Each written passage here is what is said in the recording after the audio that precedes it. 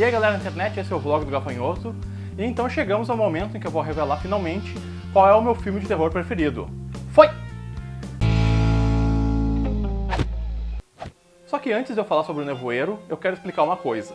O meu filme preferido de todos os tempos é O Silêncio dos Inocentes. Eu não quero nem entrar nesse assunto, porque senão a gente vai ficar aqui pra sempre. Mas só pra deixar claro, o motivo pelo qual eu nem sequer estou colocando O Silêncio dos Inocentes nessa lista é que eu não considero ele um filme de terror de verdade. Ele tem algumas cenas de susto e uma atmosfera de terror psicológico, mas a história toda é muito mais sobre o drama da protagonista, a investigação, do que propriamente infligir medo no espectador. Então, pra mim, O Silêncio dos Inocentes é um suspense, ok?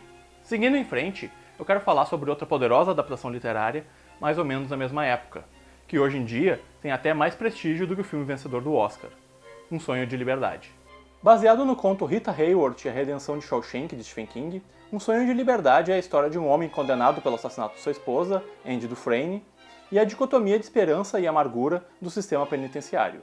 Escrito e dirigido por Frank Darabont, mesmo roteirista de Frankenstein de Mary Shelley, do qual eu falei no último vídeo, o filme é estrelado por Tim Robbins e Morgan Freeman e foi indicado a 7 Oscars, e ele só ganhou popularidade nas últimas décadas, hoje sendo considerado o melhor filme de todos os tempos pelo IMDb. Com o sucesso de Um Sonho de Liberdade, Darabont então decidiu usar sua narrativa lenta e centrada nos personagens em outra história prisional de Stephen King, A Espera de um Milagre. Estrelado por Tom Hanks e Michael Clarke Duncan, o filme conta a história de um carcereiro do corredor da morte de uma prisão dos anos 30 e sua relação com John Coffey, o enorme acusado da morte de 2 garotas, que parece demonstrar estranhos poderes paranormais. A Espera de um Milagre foi indicado a 4 Oscars e permanece como um exemplo de como contar uma história de maneira séria e inteligente, mesmo contendo elementos normalmente associados com filmes de gênero. Em 2001, Darabont dirigiu seu primeiro filme não baseado numa história de Stephen King, Cine Majestic, com Jim Carrey e Martin Landau. O filme conta a história de um roteirista de Hollywood que perde a memória e acaba confundindo com um desaparecido soldado em uma cidade do interior. E em algum momento eles têm que construir um cinema, é uma coisa assim. Cine Majestic foi um fracasso de público e crítica, e não é mesmo grande coisa, mas 7 anos depois, Darabont se redimiria com outra fascinante história adaptada, mais uma vez, da extensa obra de seu escritor preferido. O Nevoeiro conta a história de David Drayton, um pai de família que leva seu filho ao supermercado local, onde uma densa neblina de terror toma a cidade. O conto original foi publicado numa coletânea de histórias de King, chamada Tripulação de Esqueletos, e como nas outras adaptações de Darabont, serve mais para estabelecer o cenário onde o diretor trabalha seus personagens.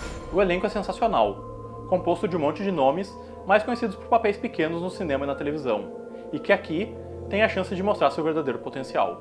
Além de David, interpretado pelo ex-justiceiro Thomas Jane, temos o seu vizinho cético, Norton, vivido por Andrew Braugh, o fiscal do mercado, Ollie, Toby Jones, e o soldado Jessup, Sam Witwer, que os fãs de Star Wars podem reconhecer como o protagonista da série de games Force Unleashed.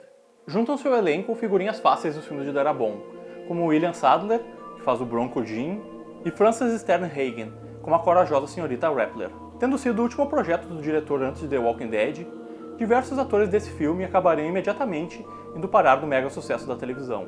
O colaborador mais frequente de Darabont, Jeffrey D. Mann, que aqui faz o pacato Dan, seria o Dale na série de zumbis. Laurie Holden, que o diretor descobriu em Cine Majestic, aqui faz a rebelde Amanda, e logo seria a Andrea em The Walking Dead. E Melissa McBride, que roubaria a cena na série como Carol, já dava uma amostra de sua presença aqui, mesmo no pouco que aparece. E uma coisa bastante interessante pra mim é que as similaridades desses dois projetos de Darabont não param só no elenco. Se pegarmos, por exemplo, as HQs originais de Robert Kirkman, Os Mortos-Vivos é basicamente sobre o drama de um grupo de sobreviventes tentando lidar com as circunstâncias extraordinárias que os cercam, e o perigo iminente que os próprios personagens representam uns para os outros. Com isso, fica fácil entender a transição de Darabont de um projeto para o outro. Assim como as histórias de Kirkman usam a ameaça dos mortos apenas como catalisador para um estudo sobre as reações do ser humano no seu limite, o mesmo pode-se dizer das criaturas que se escondem no nevoeiro. Basicamente uma bandeira que eu venho levantando durante toda essa lista, mas os personagens sempre são e sempre serão a viga mestra de qualquer obra de terror. E ninguém trabalha eles melhor do que o Darabont. Com diálogos bem estruturados, que aprofundam os sobreviventes no supermercado, e um senso de ironia que beira o humor negro, o roteiro nos faz sentir como um deles, navegando as prateleiras da esperança, da incerteza e, por fim, da cegueira do fanatismo. E é aí que entra em cena a principal atração desse já extraordinário elenco de personagens. Do you doubt? Do you? Then go out. Go out and say how do you do. No começo ignorada pelo seu discurso conservador, a religiosa Sra. Carmody, interpretada magnificamente por Marcia Gay Harden, vê os estranhos eventos que acontecem à sua frente como uma descrição precisa do apocalipse da Bíblia. E, óbvio, não demora muito a chamar a atenção dos mais desesperançosos. Num inteligente paralelo com o excessivo ceticismo do personagem de Andrew Braw, as pregações da Sra. Carmody formam um cenário palpável sobre até onde vai a mente humana para justificar o injustificável. Um alerta poderoso sobre o potencial da intolerância em tempos caóticos como os que vivemos. Uma curiosidade é que, assim como ele faria em The Walking Dead, Darabont se aproveita aqui dos incríveis efeitos práticos de Greg Nicotero, que cobre com realismo os nada impressionantes, mas eficientes, efeitos digitais da fita.